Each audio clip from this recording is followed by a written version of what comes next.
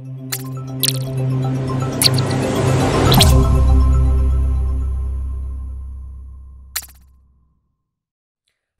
and welcome back to this wonderful offering by nailib.com. We are dealing with paper 2 and this particular video is going to deal with the kind of questions that you can expect in paper 2 as far as your history SL syllabus is concerned, and it's also going to talk about a sectional overview of this topic of world history dealing with authoritarian states. We are going to cover a lot of important ground as far as authoritarian states is concerned.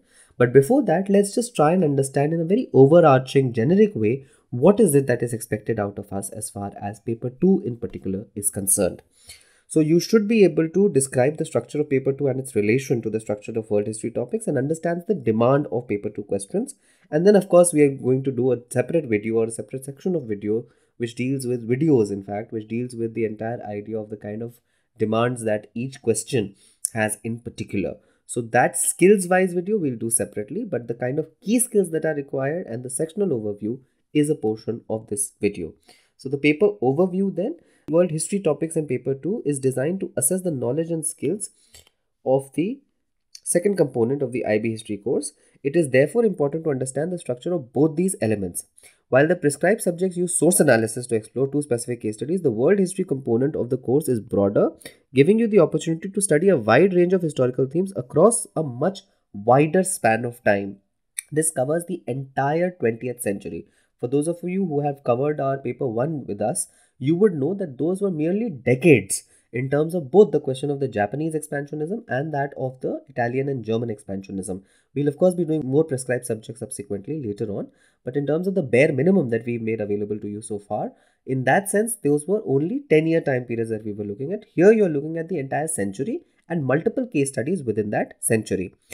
The world history topics component of the course requires that you study two topics, and each of this is structured around themes. Topic 11 is causes and effects of 20th century wars. For example, focuses on the themes causes of war, practices of war, and effects of war, and so on and so forth. So the world history topics explore concepts, themes, and historical material across the globe. As such, it is important to study examples from multiple countries. In fact, it is essential to study examples from more than one region. So you can already see the way they are making it up and like providing you with important notification that you have to study more than one region. It is essential that you study more than one region, and it is highly recommended that you study from multiple countries apart from one region. For this course, the world is divided into 4 regions: so Africa, Middle East, Asia, Oceania, Europe, and the Americas. So the structure of paper 2 has 24 questions and 2 on each of the 12 world history topics. You are required to write any 2 questions, and each of these questions must be taken from a different topic. Alright. Some of these questions will require you to examine the countries in different regions, and therefore it is vital to prepare examples from more than one region as well. So that is something that is very key for your preparation, that you should keep this in mind as you are preparing for this entire paper. That number 1, you need to take questions from 2 topics. That means whatever the number of options that are given to you as a part of your current topic that we are doing, which is on authoritarian states, you need to prepare one more topic. So regardless of the number of questions that come from this topic, you shall only be able to do one question from this topic. Okay, that's the first point. The second point is that in itself, within those options, it can be inter-regional, the question. So therefore, you need to know about more than one region, and you need to know about more than the kind of availability that is there in more than one region. What happens if you mistakenly answer 2 questions from the same topic? While both the responses will be graded, you will only receive the grade for the higher of the 2. So please understand that if you end up answering 2 questions from the same topic, like if you are so prepared about authoritarian states, both will be graded. Marks will only be entered for one of them. The questions on paper 2 tend to be broad. They will not ask you about any specific example. This I can underline like multiple times. They will be broad and they will never ever ask you any specific example related questions. Rather, the question will ask you about the themes or prescribed content from the subject guide. You are free to use any appropriate example to answer that question. For example, there will be no question on the causes of the First World War. Instead, the causes could ask about the causes of 20th century wars, and you can use the First World War as an example to answer the 20th century war questions. You will get 90 minutes to complete the paper. As each question is worth 15 marks and weighted equally, you should aim to take roughly 45 minutes answering each question. As with all IB exams, except multiple choice exams, you will get 5 minutes of reading time before you begin. That is not included in the 90 minutes of writing.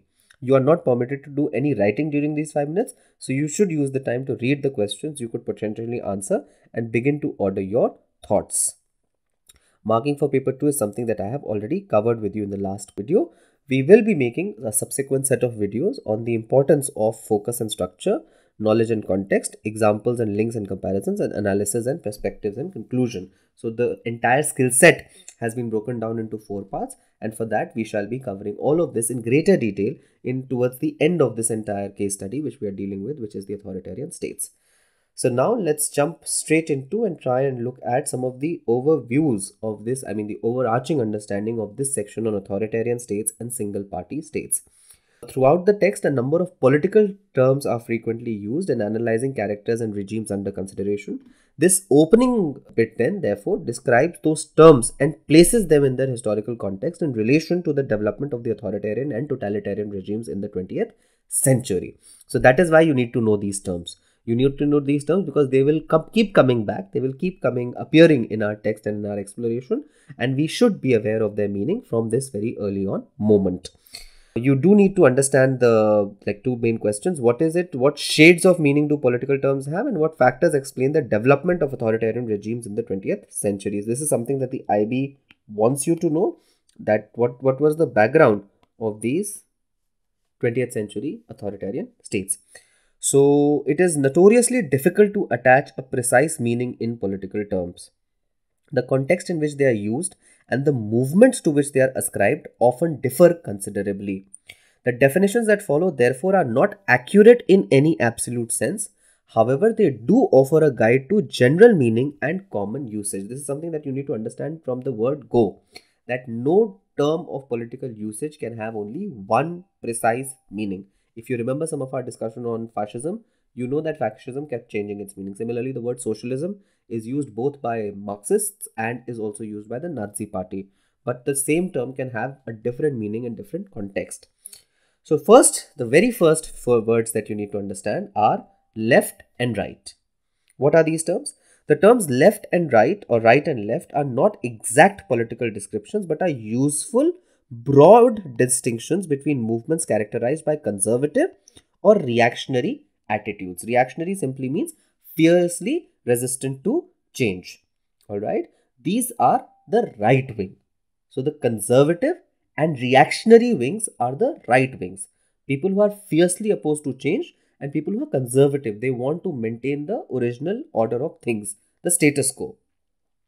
And those whose predominant features include a desire for radical or revolutionary change are called the left. So radical is again changing something at the very roots, and absolutely, kind of major revolutionary change. That means the change should not happen over time. The change shall not happen at a causal level. The change shall not happen at a structural level. It has to be revolutionary change. It shall be a change that shall completely, upend everything, and then that change shall come. That is the left wing. Alright, so that's right and that's left. Both wings believe in the power of central government as the main agency of state action. So this is something common between the two, that the state is the key arbiter of everything in either left or right in most of the ways. Of course, extreme left-wing organizations, the way they have grown up in today's world, they do believe, some of them do believe in the complete dissolution of state as well, such as this very left-wing variant of Maoism in the Indian context, which is called Naxalbari movement. They do believe in the dissolution of state as well. But by and large, both the left and the right, in terms of their mostly used formulaic understandings, they do understand that the state is the central agency of action. As political reference points, the terms left and right had their origin in the French Revolution of the late 18th century, when in the Estates General, revolutionaries sat on the left side and of the chamber and conservatives on the right side of the chamber. This helped establish the idea of politics in the left and right spectrum. Despite the lack of definition, a number of key differences between left and right can be identified. Let's quickly look at those. The right typical attitudes are reactionary outlook, so fiercely resistant to change outlook, whereas the left wing would always say progressive outlook. Let's change, we can change. The right outlook will always be, right typical attitude would always be essentially pessimistic view of human nature. Because it's so conservative, it wants to maintain the status quo. So usually it has a pessimistic view of human nature. The left wing essentially has an optimistic view of human nature. The right wing believes that equality is an impossible goal, and the pursuit of such a thing will be socially disruptive. Like status quo will break if we try and continue with this. Whereas the left wing says belief in equality is a social imperative. You can't continue without believing in equality. Respect for the past, as far as the right wing is concerned, of course, because they're conservatives and they're so fiercely resistant to change, so they will respect the past. Whereas the left looks at the past as something that needs to be destroyed and redone. Lack of confidence about the future, as far as the right is concerned, the left is always has a belief in the future. A utopia shall come of equality. We are breaking the past. We are breaking from the shackles of the past in order to create a new world. So the left has this kind of a great belief in the future. Then the right believes that history is contingent upon the play of events, whereas the left believes that history is predetermined. So the Marxist view of analysis, that all of history can be understood as a history of the struggle between, or the conflict between, the haves and the have-nots. Whereas the right wing always thinks that history is contingent upon the circumstantial evidence of the events. Then similarly, the right wing says that existing society represents accumulating lasting values, whereas the left is always alienated from the existing society, which makes sense because the right is of course thinking of no change and continuing with the status quo. Then of course the right wing will believe that change is destructive. The left wing believes that change is essential. The right wing believes that human beings are incapable of social perfectibility. The left wing believes that perfectibility of society is possible but only through a revolution. The right is suspicious of ideology. The left is inspired by ideology. The right has a strong sense of realism. The left lacks realism. And the right is conservative in outlook, whereas the left is socialist in outlook. And finally, the right is ready to compromise to preserve the social stability, whereas the left is it holds the conviction that any kind of compromise shall only betray, weakness. You need to think of some of these key terms here, which is like questions of socialism, which is capable of taking many forms. It is essentially concerned with structuring of society and the economy through government action to meet the needs of the people. That is socialism. When government takes actions to meet the needs of the people and tries to bridge the gap between the rich and the poor, extreme inequality, when it tries to bridge that gap and tries to bring it to extreme equality from inequality, that is called the practice of socialism. And of course, you have the question of nationalism as well, which is another very important ideology, which is a devotion to the interests and culture of one's nation, often leading to the belief that certain nationalities are in fact superior to others. That is called nationalism. And finally, you have the question of communism, which are the revolutionary theories advanced by Karl Marx, who interpreted history as class struggle and called upon the working classes to overthrow their oppressors and create in fact a workers' state. So all of these terms will in fact keep returning to us, in various forms, such as the terms such as socialism, nationalism and communism. So you should be aware of what these terms mean even as you start the journey with us right now. Now, there are, of course, limitations to this categorization as well. Just now, the categorization that we've done between the left and the right, the typical attitudes, there are limitations to this categorization as well. One could, of course, challenge such a listing, pointing out, for example, that the regimes of the left and right have often shared attitudes and that in their extreme forms, their methods have in fact been indistinguishable. All right. So, for example, there is very, very clear evidence of the fact that there have been leftists who are ready to compromise at some point of time. You can think about the case study that we've done in the sense we've hinted at very often in the Japanese case study, the question of China, in which you see the Communist Party of China being ready for compromise multiple times with the Nationalist Party there. And similarly, you do see the right wing many a times being very clear about ideology as well. Like they are pushing a certain kind of right wing ideology as well. So there is absolutely no possible case in which we can very clearly say that look, these categorizations exist absolutely in an indistinguishable manner. Interestingly, the extreme right and left movements of the 20th century are now commonly seen by modern scholars as having many overlapping features. Indeed, the more extreme right and left were, the more they resembled each other, and this is a theme that is taken up in later exploration as well. How imprecise the division between left and right is evident in the use of such key terms as socialism. Usually thought of as a descriptive of left-wing movements, it has to be remembered that Nazism, commonly regarded as the most extreme of right-wing regimes, was itself a socialist movement. Indeed, the term Nazism is an abbreviation derived from National Socialism. Similarly, nationalism, often regarded as a characteristic of the right-wing movements, is a feature of all the regimes that you will study. In supposedly left-wing movements such as those in People's Republic of China and USSR, intense nationalism was as much a driving force as it was in Germany in the era of Nazism. So this is something that is really, it defies categorization.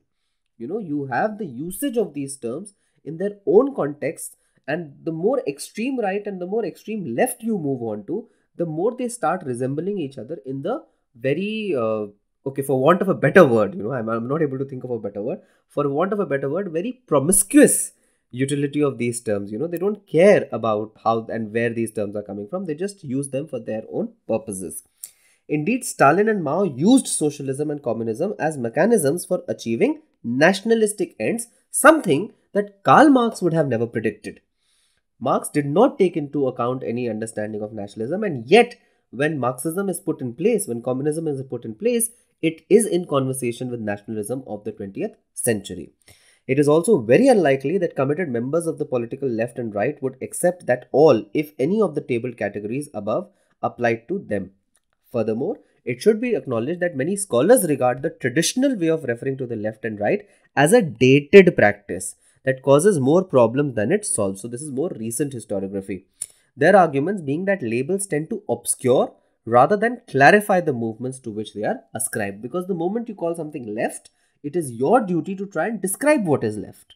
So they in fact prefer, some of these scholars and historians prefer, that we should not use these labels because they in fact hide much more than they reveal. What do they hide? They hide any kind of distinction, and they hide any kind of uniqueness of some of these movements.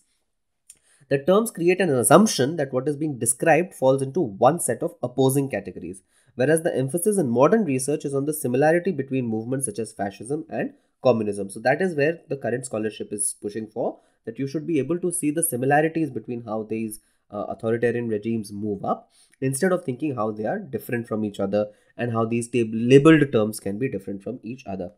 Yet, notwithstanding these reservations and accepting that the categories do not pretend to be precise, so this is something that you have to accept from day one, that these categories do not pretend to be precise. The list offers a workable set of broad definitions and can be used in the following exploration as a checklist when examining the features of the regime under study. So you can keep coming back to this list, if only to establish some sort of semblance of what you are discovering. Democracy is another such term. In ideal terms, democracy is a representative system in which ultimate authority lies not with the government but with the governed, who express their judgment in regular free elections. Democracy was given its modern definition in Abraham Lincoln's timeless words, government of the people, by the people, and for the people.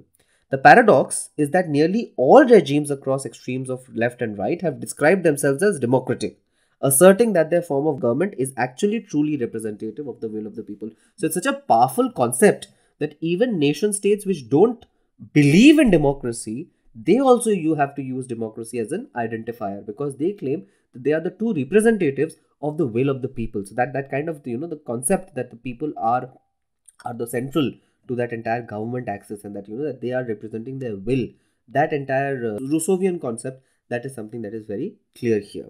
Nationalism is an intense belief that the nation state is the highest form of political organization, and that it is as members of the nation that individuals derive their true identity and worth. That means amongst all your identities that you hold, the national identity is the first identity. In other words, gender shall be subsumed, regional identity shall be subsumed, religious identity shall be subsumed, caste identity in the case of South Asia shall be subsumed. So all identities are subsumed, defeated in the name of the highest identity, that is your national identity. So much so that in some contexts, all identities derive their legitimacy from the national identity. In other words, if you are the citizen of a state, you deserve certain perks only because you are the citizen of that state. Think about something like passport. You are only given the access to a passport when you are a citizen of a state. Stateless people do not get access to that right of a passport. So all identities of you as an alien, as a foreigner in another state are derived from your national identity on paper. All right. This is a paradox that has been pointed out by multiple scholars, and most prominently among them somebody called Hannah Arendt, who points out that the people who need human rights the most, which is basically refugees, are the ones who are denied it because human rights are such a national promise. Every nation promises human rights to its people, and because those who are denied human rights because of their refugee status, they are never ever accepted and they are never ever given human rights because they are never ever associated with the nationality. And that is something that we all saw in the last 10 and 20 years, the way the migration crisis has erupted as a part of our present day history. But anyway, let's come back to the question of nationalism. It was the dynamic force of the 19th and 20th century, but it seldom expressed itself in democratic forms. The achievement of statehood by Germany and Italy in the second half of the 19th century had been a triumph, not of democracy, but of authoritarian centralized power. So when nationhood came to both Germany and Italy, it didn't come because the people wanted nationhood. It came because an authoritarian system wanted the nationhood and an identity of the nationhood. Otto von Bismarck, one of the founders of modern German state in 1871, declared, the German state was founded in 1871. The quote by Bismarck is in 1862. He says, "It is not through speeches and majority decisions that the great questions of the day are decided. It is by iron and blood." So that is how nations come into being. They come into being by iron and blood. They don't come into being by speeches and questions of all of these things. Now, another key term that we shall be using is liberalism. Liberalism is a product of the Enlightenment, which was an influential movement that developed in many countries in Europe in the 19th century. It argued for greater freedom of the individual form of government control. As a term, it is frequently linked to liberal democracy. Nationalist movements often adopted liberal arguments in support of their claims.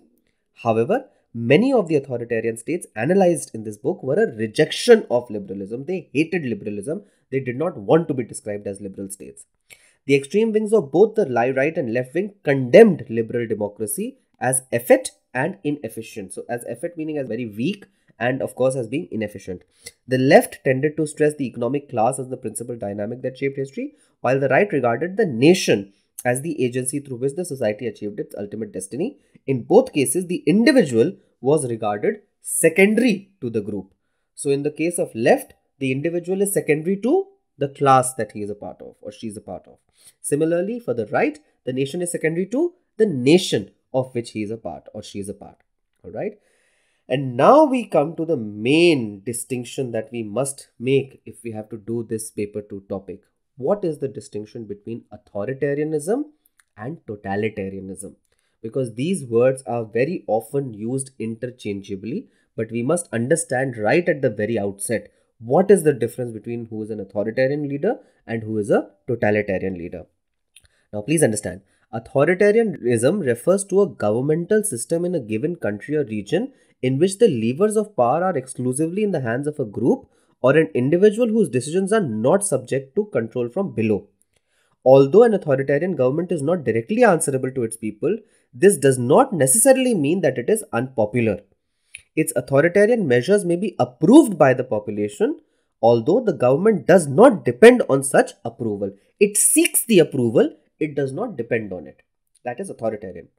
Totalitarianism is an extension and intensifying of authoritarianism.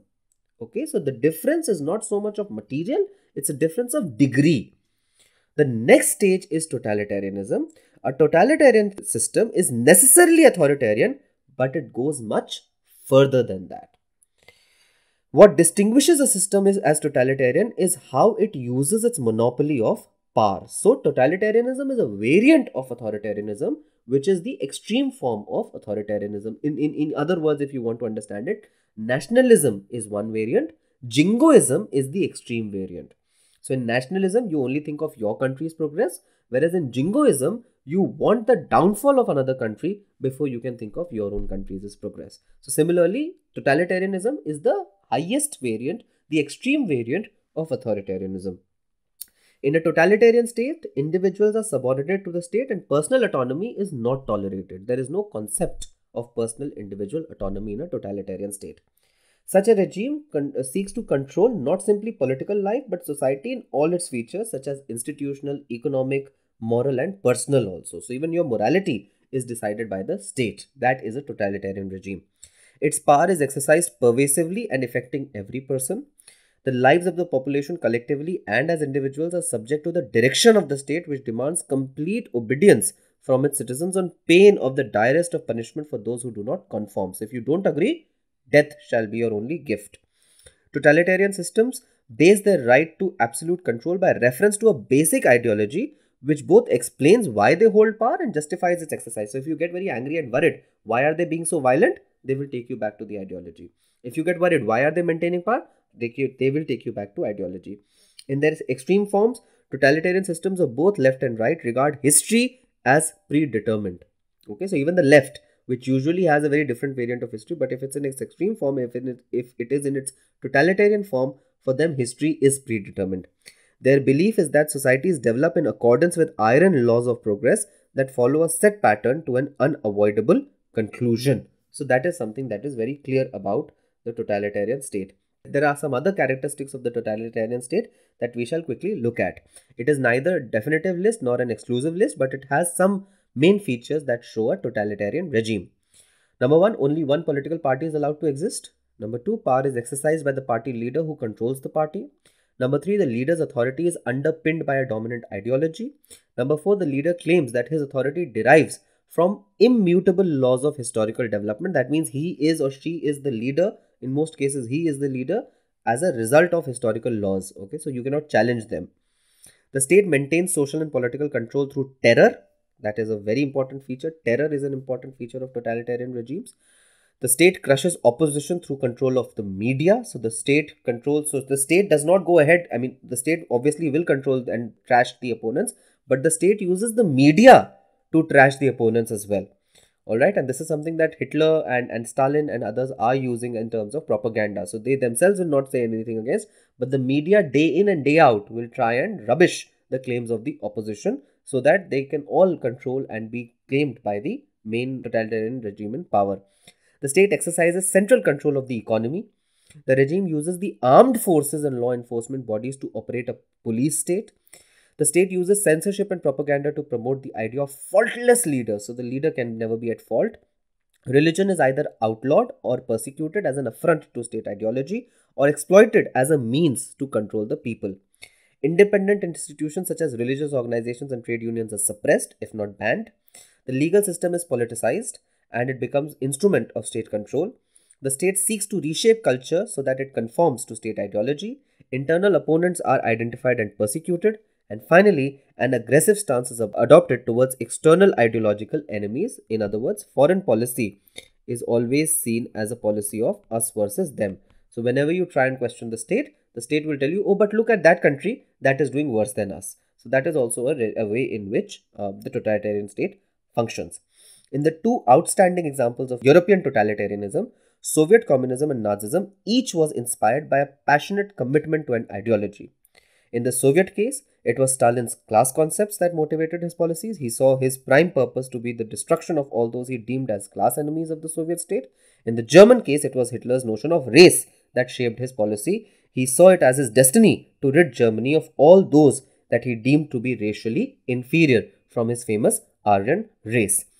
With that, let's take a pause in this video now, because we will now then try and understand what are some of the further problems when you try and analyze other categories with the help of these categories. The fact that they themselves are imprecise, it shows that we may not have enough material or enough leeway in terms of precision of the application of these ideologies to our case study. Nevertheless, it has been already pointed out, re-underlining it, and I'm highlighting it for you. The fact that these are still very useful categories when it comes to the analysis that you are required to do at the IB level. It's a very interesting and useful entry level analysis, and perhaps that will be the greater usage of it here. Nevertheless, we will explore in the very next video what are the problems and what are the limitations of such as analysis as well.